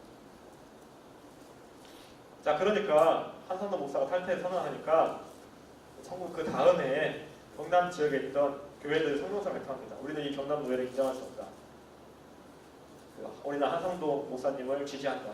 한상도 목사님 일제 그 강점기 때 사실 반대하고 한 것 같은 분인데, 근데 한상도 목사님 지지한다. 성명을 발표하니까 김길창 이 목사를 위시한 그 임원들이 전부 다 이렇게 사퇴를 합니다. 사퇴를 해요. 자, 그런데 문제가 뭐냐? 그 48년 경남노회 50회 정기노회에서 한 목사가 양심의 가책을 느껴가지고 자기가 미소기 바라에 아까 그 신부 침대라고 있잖아요. 그거를 하는 사람이다. 그리고 내가 그 천조 대신 외에는 다른 신을 섬기지 않겠다는 그런 예식을 송도 앞바다에서 시행을 했기 때문에 난 죄를 지었다라고 그렇게 얘기합니다. 회개를 한 거예요. 공적으로.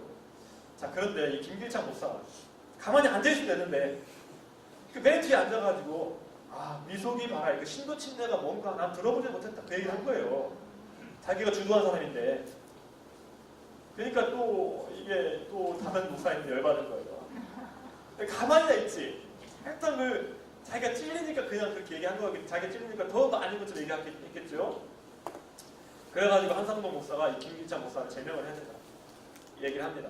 그리고 이제 재청이 따르고요. 그러니까 김길창 목사가 노회 장소를 도망가 버리니까 그 당시 노회장이 이 김길창 목사가 이 자리에 없으니까 다음 회기 때 우리가 이 결정을 합시다. 그래서 다음 회기 때로 넘겨요. 넘기는데 그 사이에 김길창 목사하고 그 외 10여 명이 별도 노회를 조직을 해버린 거예요. 따로. 경남노회를 또 자기 나가 또 조직을 한 거예요. 그래서 그 경남노회가 두 개가 된 겁니다. 두 개가. 김길창이 조직한 노회가 하나 있고 한상도 목사를 중심으로 한 노회가 하나 있고. 그래서 경남노회가 두 개가 되니까 그걸 구분하기 위해서 한상도 목사님이 계신 곳을 그 경남 법통노회라고 불러요. 소위 경남 법통노회.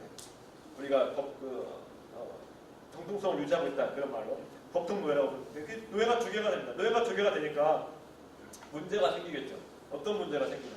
총회를 열면은 노회에서 그 총대를 뽑아서 보내거든요.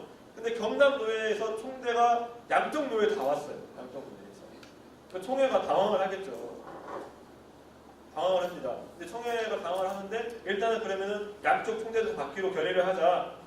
결의를 했는데 근데 문제는 뭐냐? 그 다음에 이제 총회를 하는데 경남 노회 총대들한테는 발언권을 중지를 시킨 겁니다. 아예 말을 못하게 만들어버려요. 그래가지고 이 총회에서 정권위원회를 만들어요. 경남노회가 두 개로 분열됐으니까 그걸 좀 조사를 해가지고 그 상황을 보고를 해라. 정권위원회 만들어 5명을 보냅니다. 근데 가재미 대표이라고 이 5명도 사실은 이제 신해선배 했던 그런 사람들이기 때문에 조사를 해가지고 김길창이나 이런 따로 분열해 나간 그런 노회를 치리를 하는 것이 아니라 어떤 해결책을 내놓느냐. 전남 노회를 3개 노회로 이참에 나눠가지고 3개 노회를 만들자 이렇게 얘기를 한 거예요. 총회가 가가지고. 그럼 뭡니까? 그 김길창 그 노회를 인정을 해주는 거잖아요. 그 노회도 하나가 되고 지금 원래 경남 법통노회를 2개로 갈라가지고 3개 노회를 만들자 그러니까. 근데 그걸 그렇게 하자고 총회에 보고를 합니다. 1950년에 4월에 열린 총회에 보고를 해요. 그러니까 이제 이 정권위원회 보고를 총회에서 다연스럽게 기각을 합니다. 기각을 했는데 또다시 특별위원회를 만들어요. 조사를 하려고. 그러다가 이제 6.25가 터진 거죠. 6.25가 터져가지고 이제 좀 총회가 중지가 되게 됩니다. 자, 이제 그러다가 1931년 3월 14일에 기존의 경남노회를 무시하고 또 다른 총회를 하나 만들어요. 결국에는 만들어가지고 그 또 다른 총회에 김길창이 총대로 선출이 됩니다. 그러다가 1950년 9월 5일에 속개하기로 한 3.16개 총회가 전쟁으로 인해가지고 그 다음에 5월 25일 날 부산에서 속개가 됐는데 이때 총회를 이미 총회를 비공개로 돌리고요. 그 다음에 미리 총대들에게 입장권을 나눠줘가지고 입장권이 없는 총대들은 못 들어오게 하는데 자, 경남 법통노회 한상도 목사님 속한 경남 법통노회는 그 사실을 알리지 않고 김길창이 만든 그 노회에다가 입장권을 보내요. 그래가지고 법통노회에서 12명의 총대를 파송을 하는데 총회 석상 안에 들어가지 못합니다. 못하고 그 총회에서 따로 떨어져 나간 그 김길창 경남노회가 승인이 됩니다. 그리고 경남 법통노회를 총회에서 추출을 해요. 너희들 이제 우리 총회 노회가 아니다. 추출합니다. 자, 그런데 이 경남 법통노회는 그래도 총회 안에 같이 좀 남아 있으려고 애를 썼어요. 다음에 총대를 보내요. 총대를 보내서 쫓겨납니다. 그러니까 어쩔 수 없이 우리 이 고신 교단이 그때 경남 법통노회를 중심으로 따로 떨어지게 된 거예요. 떨어지게 된 거예요. 자, 그때 이런 영화가 있어요. 총회가 경남노회, 김길창 경남노회를 인정을 하고 경남 법통노회를 추출을 하니까 이쪽 노회에서 총회의 그 명령을 받아가지고 교회당 접수를 하기 시작하는 거예요. 근데 교인들 어떻겠어요? 지금 이 시사참배한 그 노예 그쪽에서 와가지고 교회당을 자기들 곳에 뺏어가려고 하니까 우리가 주면 안 된다 이런 왈가왈부가 있었을 거 아니에요. 우리가 절대 다 이 교회당 뺏기면 안 된다. 우리는 여기를 사수를 해야 된다. 우리가 이 교회당을 진짜 어떻게 지켜냈는데 사수를 해야 된다. 그렇게 주장을 했는데 한상도 목사님이 우리가 그냥 떠납시다. 초량교회 계시는데요. 부산 초량교회 우리 그냥 떠납시다. 우리도 떠납시다. 그래가지고 그 김규창 그쪽에다가 넘겨주고 그때 교인 500명 중에 480명이 한상도 목사님 따르는 분들이었대요. 넘겨주고 그날 주일 1950년 10월 14일 주일 안예배로 끝으로 초량교회에서 나와가지고 그날 밤에 주영문 장로님 집들에서 예배를 드렸는데요. 그때 예배를 시점으로 부산에 있는 삼일교회가 설립됩니다. 그리고 이것이 교회의 개혁과 재건 운동으로 탄생하게 된 첫 번째 교회, 부산 삼일교회. 그러니까 고신 교단에 물론 이때도 고신교가 없었지만은 삼일교회가 어쨌든 우리 교단에서는 아주 중요한 교회입니다. 그래가지고 이 경남 법통노회가 관계가 단절이 됩니다. 총회 단절이 돼가지고 이제 경남 이 법통노회가 1952년 9월 11일에 우리가 따로 노회를 조직을 해야 되겠다. 총노회를 조직을 하자. 아까 동노회 나왔었죠. 총노회를 조직을 하자 해가지고 총노회를 1952년 9월 11일에 조직을 합니다. 총회 전에 노회를 조직을 해요. 아까 장로교도 동노회를 조직을 하고 그 다음에 몇 개가 노회를 조직해가 총회 만들잖아요. 동노회를 하고요. 이 동노회를 조직한 다음에 3주 동안에 공식적인 시사 참배라든지 부의를 협력한 거라든지 아니면 미소기 바라이를 했던 거라든지 그런 죄를 자복하고 회개하는 자숙 기간을 갖고요. 그 기간 동안에는 목사, 장로, 남녀 전도사가 공예배 인도도 하지 않고 공중 기도도 하지 않습니다. 자숙을 합니다. 하고 나서 3주 동안 하고 나서 1952년 10월 14일에 고려신학교에 모여가지고 3일 동안 부흥 집회를 하고 나서 그 다음에 총노회 발해시 선포문을 발표를 합니다. 그러니까 먼저 회개를 하고 공식적으로 발표를 한 거예요. 자, 그래가지고 이제 경남 법통노회가 총노회로서 출발을 하고 그 다음에 53년 5월 19일에 이 경북노회가 조직이 되고요. 54년에 경기노회가 조직이 됩니다. 그래가지고 1956년 4월 17일에 5회 총노회에 모여서 우리가 이제 총노회를 총회로 개편을 하자. 왜냐면 이제 경남노회 있고 경북노회 있고 경기노회 3개가 있잖아요. 노회가 3개가 되니까 총회를 개편을 하는데 어떻게 개편하느냐. 그 경남노회를 부산노회, 경남노회, 진주노회 3노회로 나누고 그 다음에 전라지방회가 있는데 그 전라지방을 전라노회로 승적을 해가지고 그 노회들을 모아서 총회로 만들자. 그래서 1956년 9월 20일 오후 8시 부산 남교에 모여가지고 6개 노회가 함께 모여서 총회로 함께 모입니다. 1956년 9월 20일이 우리 고신교단 총회의 출발이에요. 그리고 출발할 때 6개 노회 중에서 우리 전라노회가 있는 겁니다. 전라노회가. 그래서 6개 노회, 전라노회는 이름이 안 바뀌어요. 상징성을 가지고 토기노회, 첫 번째 노회이기 때문에. 우리 교회가 전라노회에 속해 있잖아요. 왜냐면은 전라노회가 뭐 전북노회가 갈라지고 그 다음에 전남 동부노회가 갈라졌지 않습니까? 전남 동부노회가 나가면 전라노회 이름 바꿀 수도 있어요. 전남 서부노회라든지 아니면 전남노회라든지 바꿀 수 있는데 왜 전라노회라는 이름을 계속 쓰고 있느냐? 첫 번째 노회이기 때문에 그래요. 전라노회. 자, 그렇게 이 총회를 모여가지고 이 총회에서 또 김영진 목사를 선교사로 파송하기로 또 결의를 합니다. 그러니까 우리 고신교단은 장로교회 전통을 가장 잘 잇고 있는 교단이에요. 장로교 첫 그 노회에서 목사 7명 안수받았을 때 이기풍 목사님을 제주도 선교사로 파송을 하고 그리고 또 나중에 또 선교사들을 파송을 하잖아요. 총회가 처음 생겼을 때도 그렇잖아요. 우리 고신교단 총회가 처음 생겼을 때 김영진 목사님은 대만으로 선교사로 파송을 합니다. 똑같이 그 전통을 이어서. 네, 여기 김영진 이봉태 목사님. 자, 그 다음에 이 표를 보세요. 자, 그러다가 1951년에 이 장로교에서 고신을 추출하고 난 다음에 53년에 신학적인 이유로 그 기독교 장로회가 거기 빠져나와요. 53년에.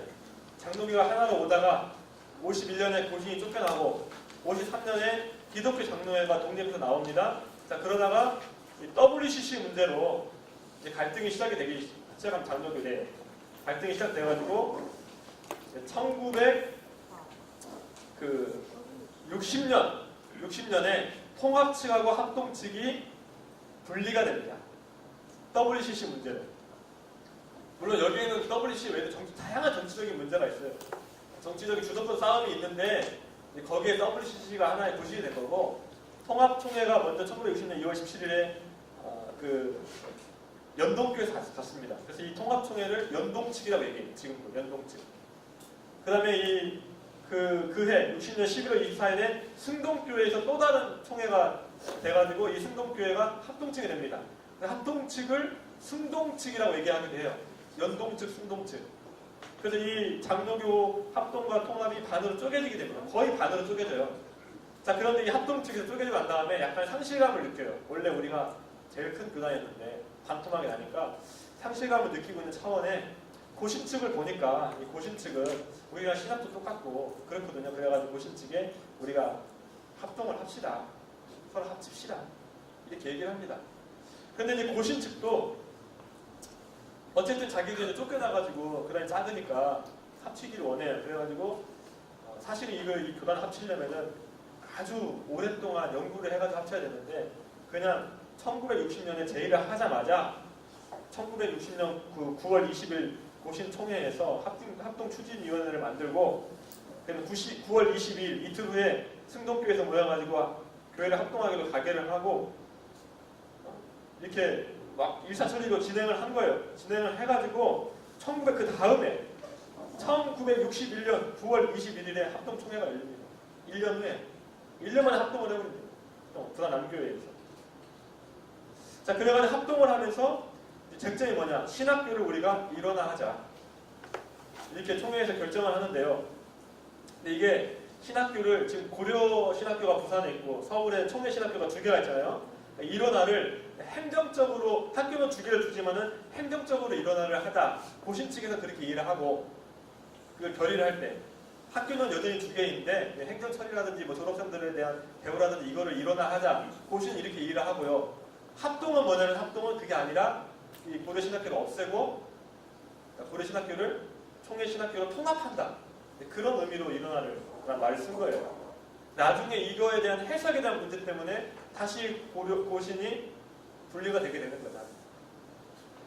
자, 그렇게 해가지고 이제 합동 측이 다속하니까 자꾸 이제 고신 측을 무시합니다. 무시를 하고 고려 신학교를 폐교를 해야 된다. 총회 신학교에 분교가 돼야 된다. 막 그래가지고 1962년부터는 신입생을 받으면 안 된다. 이렇게 얘기를 해요. 얘기를 하는데 또 문제는 뭐냐? 고려 신학교 출신의 강도사들을 목사를 안 받아주는 겁니다. 그래가지고 이 한상도 목사님이 이제 마음 많이 상했겠죠. 마음이 힘들었겠죠. 힘들어가지고 그 고려 신학교 그 당시에는 총회 신학교 부산 분교죠. 경건회를 마치고 난 다음에 근데 학생들이 그럴 거 아니에요. 우리는 어떻게 됩니까? 우리 여기 고려 신학교 다니고 있는데 우리는 뭐 총회 신학교로 편입이 되는 겁니까? 아니면 우리 목사한테 받을 수 있는 겁니까? 막 이런 얘기 했을 거 아니에요. 그러니까 한상도 목사님이 학생들 앞에서 고려 신학교 복교를 선언을 해버립니다. 이것이 이제 분리되게 된 하나의 시발점이 된 거예요. 그래가지고 서울에 올라가서 공부하던 5명 학생들이 다시 고려 신학교로 내려오고 그렇게 되면서 이제 좀 붉어지기 시작하고요. 그다음에 여기 졸업생들이 강도사 고시를 봐야 되는데 이 고려 신학교로 복귀한 5명에 대해서 강도사 고시를 응할 수 없게 해버려요. 자격을 주지 않습니다. 그래가지고 근데 이 5명 중에서 한 명이 한성도 목사님하고 잘 아는 또 친족분이 한 분 계셨어요. 그래가지고 이제 1963년에 다시 환원이 됩니다.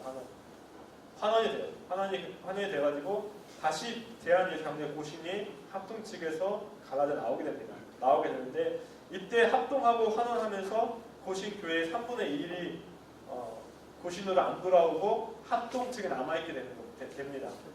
예, 그 중에 하나가 충현교회 이런 교회들 사람들이 환원을 안 해요. 왜냐면은 고신을 다시 분리되는 거는 그분들 생각에는 이거는 너무 전통성이 없다.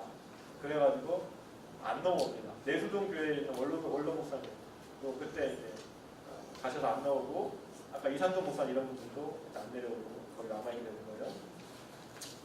다시 환원을 합니다. 자, 나갔죠? 60년 10월 11일에 나가가지고 다시 23년 9월 17일 3년 있다 나오죠. 나오다가 1976년 10월 달에 한 번 또 갈라져요. 고려파가 한 번 갈라지는데 이때는 뭐가 있냐면은 그 당시 1970년에 고려신학교 이사장이 송상석 목사님이라는 분이었는데 이분이 이제 임기가 끝나요. 임기가 끝나는데 마침 그때 고려신학교가 옛날 그 문교부 아시죠? 여기 있는 분 다 아시죠? 문교부의 인가를 받습니다. 인가를 받아요. 그런데 임기가 끝났기 때문에 총회에서는 고려신학교 그 이사장을 다른 사람을 임명을 해서 파송을 해요. 근데 송상석 목사가 이제 그 문교부 그 허락을 받고 그 이제 문교부 문건들을 보니까 자기가 3년을 더 할 수 있는 거예요. 그래가지고 자기가 3년 더 하기 위해서 이사장을 자기가 계속 하기 위해서 세상 법정에 고소를 해버립니다. 네, 고소를 해버려요. 자, 그런데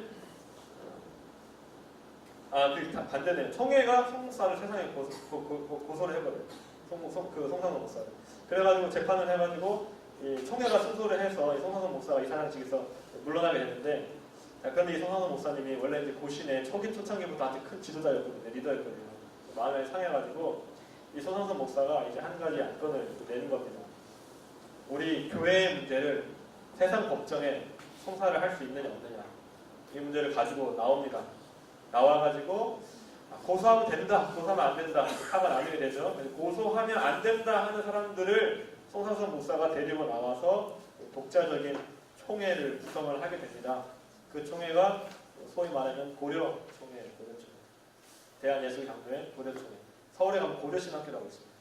그 고려신학교 총회예요. 그런데 나가자마자 성원태 목사님이 또 이제 좀 이렇게 좀 마음이 안 맞아가지고 또 경양교회 성원태 목사님이 다시 또 총회를 또 하나 만들어요.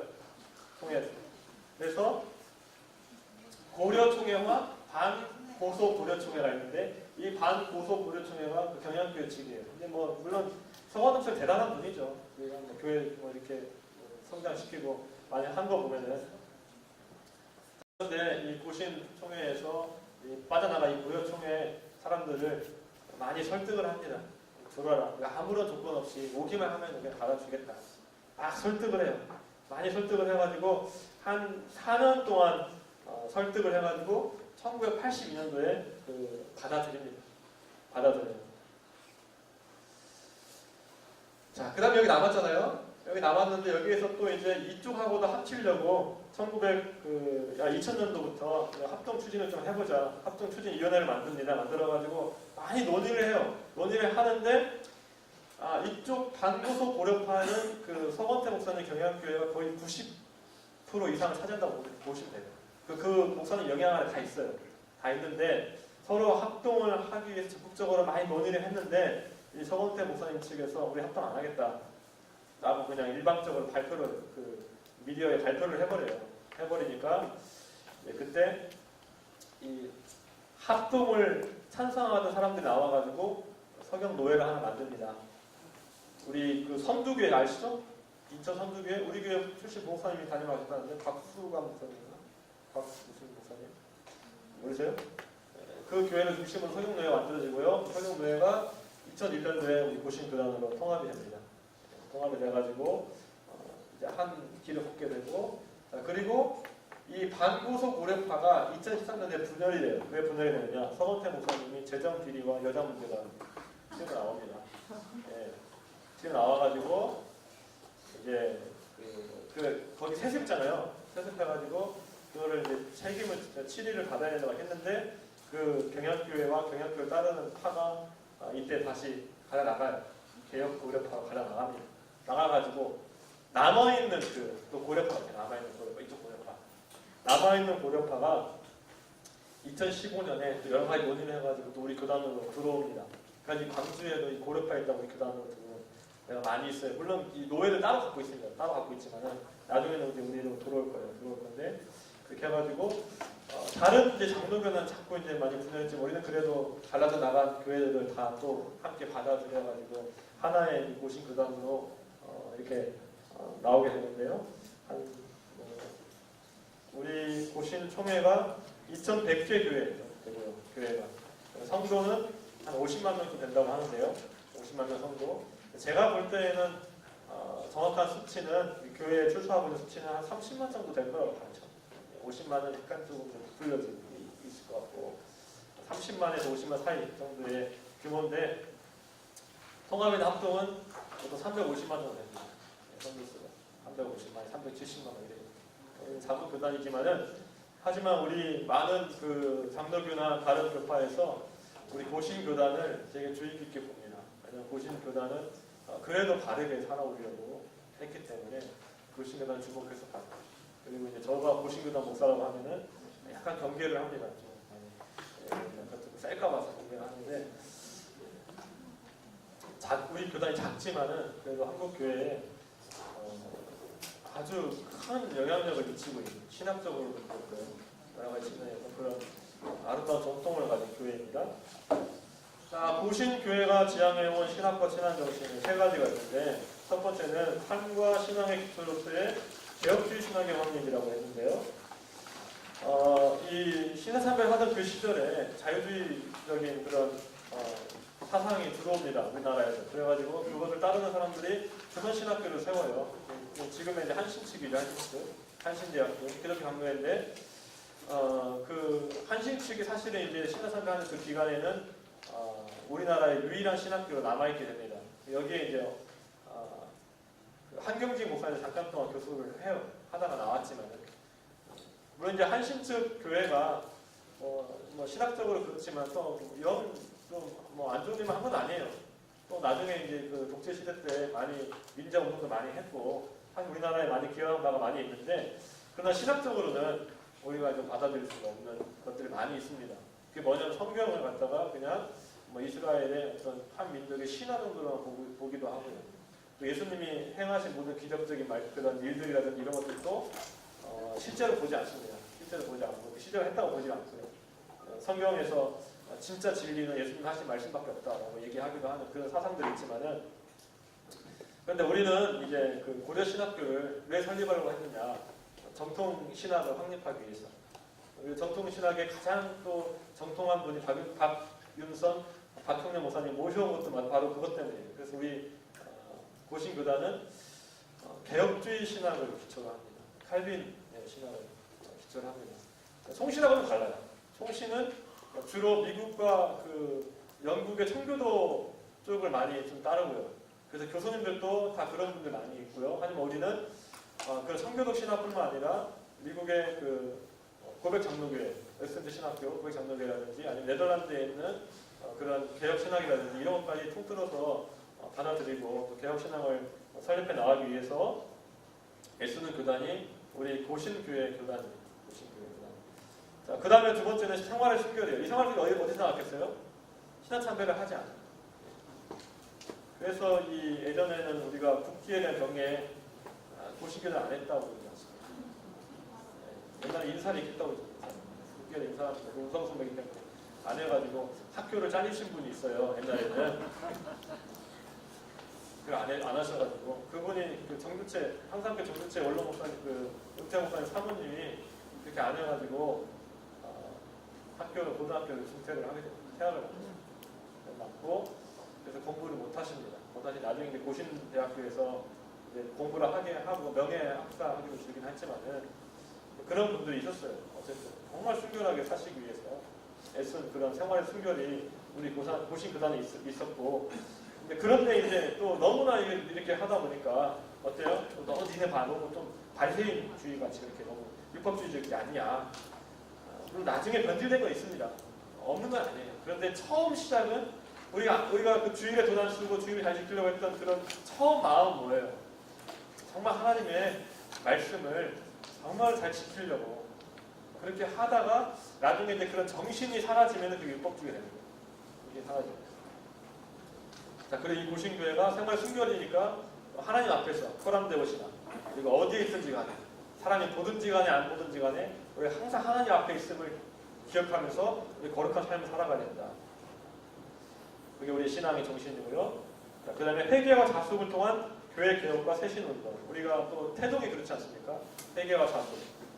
우리 사실은 우리 교단을 설립하신 분들은 인사참배를 안 하신 분들이기 때문에 회개를 할 필요가 없을 수도 있을지 몰라요. 우리 생각에는 우리는 뭐 신사참배하지 않고 그때 우리가 반대하고 투옥되고 이런 성도님들 중심으로 돼 있기 때문에 우리들은 뭐 그 회개를 하지 않고도 충분히 할 수 있지 않느냐 그럴 수도 있지만은 그러나 아까 처음에 청노회를 세우기 전에 어떻게 했죠? 3주 동안의 자습 기간을 갖고 3일 동안의 통회 작업하는 그런 회개의 그런 기간을 갖고 그렇게 시작을 하지 않았습니까? 그래서 우리는 교회 회개와 자습을 통한 교회 개혁을 추구하는 그런 교단이다 생각을 하시기 바랍니다. 자, 그런데 우리가 이 교단이 우리 고신교단이 정말 너무 대단하지 않아요? 대단하죠? 대단하지만은 그러나 우리가 겸손할 필요는 있습니다. 왜냐 사실은요 저도 제가 일제시대에 태어났다면은 저도 신사참배 했을 거예요. 예, 했을 겁니다. 저는 뭐 이게 제 손톱에 바늘 하나 두르는 것도 못 참는 사람인데 어떻게 그런 고문을 견디겠어요? 둘 중에 하나예요. 저는 이제 외국으로 도망갔든지 아니면 산속에 숨었든지 아니면 신사참배 했든지. 자, 근데 신사참배 했습니다. 했으면 회개하는 게 쉬운 일이 아닙니다. 여기 계신 분들은 내가 신사참배 했으면 내가 회개하겠지 그렇게 말씀할 수 있어요. 근데 내가 목사가 되고 장로가 됐는데 그거를 공적으로 회개하고 자숙하고 3개월, 6개월 정직 당하고 뭐 이렇게 하라고 하면요 잘 안 하려고 합니다. 잘 안 하려고 해요. 저도 그렇습니다. 저도 제가 뭐 지은 죄를 하나님 앞에서 개인적으로 해결하라면 하는데 이 모든 사람 모인 데에서 그 지은 죄를 공적으로 해결하면 할까 안 할까요? 저도 안 해요. 그렇기 때문에 우리가 항상 우리 선배들의 신앙을 본받고 따라가려고 하는 건 맞지만은 그러나 우리가 다른 교단을 향해서 너희들은 신사참배 하는 교단, 우리는 아닌 교단 그렇게 하시면 안 됩니다. 항상 겸손해야 돼요. 겸손해야 돼요. 신앙이 그런 신앙을 이런 개혁주의 신앙, 생활의 순결에 관련한 그런 신앙, 회개와 자습을 통한 교회 개혁을 하는 그런 신앙을 가진 사람일수록 어때요? 더 겸손해야 돼요. 더 겸손해야 돼요. 우리 교단이 그걸 좀 보여줬죠. 아무런 빠져나간 사람들, 어떻게 보면 이런 사람들 아니에요. 자기 배신하고 나간 거니까. 그런데도 아무런 조건 없이 들어오는 걸 받아주고, 여기 받아주고 강화하고 그런 모습이 우리에게 있어야 되거든요. 그런 것들. 자, 여기까지 제가 한번 거의 2시간 다 했는데. 예, 질문 좀 하십시오. 네, 질문. 공학교하고 학교하고 나뉠 때 WCC 문제로 나뉜다고 했는데 네. WCC가 정확하게 어떤 문제이며 그걸로 통합과 학교이 어떤 의견을 내리기 때문에 나뉘었는지 간단히 설명해 주세요. 네. 그래서 뭐 사실 WC는 약간 좀 뭐라고 할까 부실입니다. 왜냐면은 우리나라 통합적 목사님들 중에서 WCC의 그 사상을 따르는 목사님들은 없어요. WCC가 이제 지금은 뭐 종교 다원주의, 모든 이제 종교를 다 인정을 하고 어느 종교를 믿든지 간에 뭐 받을 수 있고 그렇게 주장을 하고 그다음에 뭐 WCC 총회를 열 때 무슨 그 위령제 같은 거를 해요. 위령제. 이화여대 교수 이름도 나와가지고 죽은 영혼은 달랜다는 그런 퍼포먼스 하고 막 그래요. 우리 측에서 보면은 그건 완전히 뭐라고 할까 좀 미신이고 그렇지만은 그 당시에 갈라질 때에는 그런 신앙을 가진 목사님들은 없었습니다. 그런데 뭐냐 사실 주도권 싸움이었던 거예요. 정치하시는 분들의 주도권 싸움이었어요. 싸움이었고 그다음에 그때 또 돈 문제가 하나 있었어요. 돈 문제가 뭐냐면은 박형룡 박사님이 신학교를 이제 새로 건축을 하려고 돈을 모아놨는데 그 돈이 한 방에 사라져가지고 그 돈 문제가 사실 하나 걸렸습니다. 돈을 책임져야 됩니다. 그러니까 결국 나눠진 거 WCC 여기는 지금 기록은 이렇게 돼 있지만 WCC가 조금 약간 하긴 했겠죠. 찬성하는 측도 있었고 반대하는 측도 있었겠지만, 근데 그 배후에 다른 여러 가지 복잡한 문제들이 얽혀 있었고, 돈 문제도 얽혀 있었고, 어떤 그 정치 주도권 싸움도 얽혀 있었고, 그래서 이미 갈라진 거예요. WCC에 속했다고 그 속한 교회들이 다 뭐 그러면은 뭐 종교다운지 인정하고 그러냐? 그렇지 않습니다. 그렇지 않고요. 이게 그러니까 우리 장로교가, 미국 장로교는 또 뭐 그 동성애하는 목사한테 안수 줍니다. 미국 국장로 이런 데는. 그 장로교, 우리 장로교 달라요. 다르고요. 우리 이 교단 안에, 우리 나라 안에서도 우리가 흔히 이제 일반적으로는 기독교 장로회가 가장 리버럴, 그 자유주의적이고 막 그런 사상을 따르고 한다고 얘기는 전체적으로 얘기하지만은, 물론 교수들은 그런 분들이 있어요. 감리교라든지 감리의 신학교라든지 한신대학교라든지 뭐 이화여대 이런 데에 정말 그런 아주 진보적인 사상을 가진 분들이 있지만은, 그러나 목회자들은 다릅니다. 목회자들은 그렇지 않은 분들 훨씬 많아요. 왜냐? 우리나라에서 목회를 그런 자유주의 신학 가지고 하는 목회는 안 돼요. 실제로. 제가 기장교회 다녔거든요. 기장교회 다녔고, 통합교회 다녔고, 우리 고신교회 다녔고, 성결교 다녔고. 성결교 내가 어렸을 때니까 제가 말을 안 할게요. 근데 이 세 개의 교회, 합동체 다녔고, 네 개의 교회는 제가 다 뭐 중고등학교 때 다 다녔거든요. 별 차이가 없어요, 신학적으로. 오히려 그 기장교회 목사님 제일 보수적이었어요, 제 생각에. 아주 보수적이었어요. 정말 보수적이었어요. 물론 그거는 이제 본인이 이제 개인적으로 영적인 거듭남을 체험하실 분이기 때문에 그렇게 하지만은, 우리가 막 기독교 장로회니까 전부 다 리버럴 막 자유주의 막 이렇게 생각할 필요 없고요. 고신교회 안에서 어쩌면은 고신교회 목사 중에서도 본인은 설교를 이렇게 하고 있지만 실제로는 성경 안 믿는 목사가 있을 수 있습니다. 다 거짓말을 하고 할 수 있어요. 네, 또 질문 해주십시오.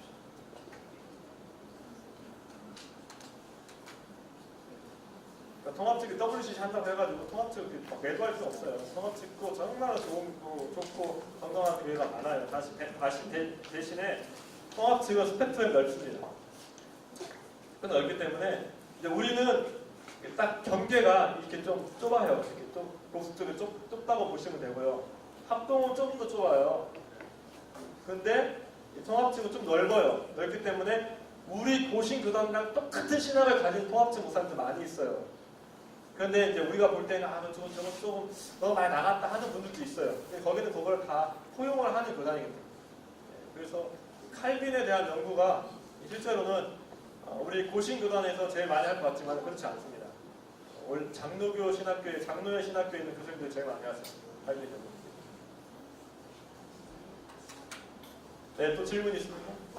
재미없었죠? 역사를 좋아하는 분들 같은 거. 네, 없으면은 기도 마치겠습니다. 네. 하나님 아버지 감사합니다. 우리를 고신교단 교회에서 직분자로 선택하여 주셔서 직분자 교육을 받게 해주신 걸 너무나 감사합니다. 하나님께서 우리를 고신교단 교회에서 부르신 하나님의 뜻과 목적이 있는 줄로 압니다. 그 뜻과 목적을 이 시간 발견할 수 있기를 바라며, 또 그 목적 가운데에서 우리가 직분자로서 또 고신교회를 잘 섬길 수 있게 도와주시고, 또 우리 교회뿐만 아니라 우리 교단뿐만 아니라 한국교회까지 섬길 수 있는 우리 모두가 되게 하여 주시옵소서. 하나님 아버지, 우리가 좋은 교단이지만 또 그것을 인해서 교만해지는 것이 아니라 오히려 우리 자신을 돌아보아서 우리들이 정말 주님 앞에 항상 성결한 삶을 살아갈 수 있도록 날마다 호흡부터하고 또 하나님 앞에서 행하는 사람들이 될 수 있도록 우리를 이끌어 주시옵소서. 예수님의 이름으로 기도합니다. 아멘. 네, 고맙습니다.